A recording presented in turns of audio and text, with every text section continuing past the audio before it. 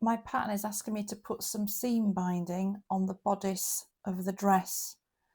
Because the bodice is cut on the bias, this seam binding will support the waistline so it doesn't distort and stretch out of shape. I found this in my stash. I'm going to use this. It's some cotton tape that's quite strong. On the pattern, there was a pattern, a guide for the stay, for the waist stay.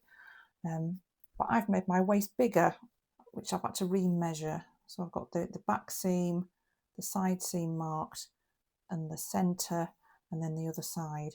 And I need to fix this into the bodice of the dress. There's some gathering stitches on the front just to ease that in. I'm pinning my tape in, and I've got a little mark for where the side seam is. Pin that in place. And I've marked the centres for here, so I can put that in place. And now I can gradually pin in the rest before I go to the sewing machine and stitch this in place. I'm sewing this at just under the seam allowance because I don't want this line of stitching to be visible on the finished garment.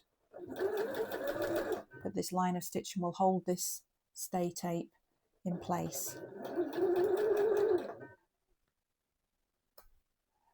So I can remove these gathering stitches here now because they've done their job, but the stay tape is now in position, and you can see that it's holding this fabric quite taut and means it won't stretch out when the skirt is attached to the bodice. It should all stay the correct size.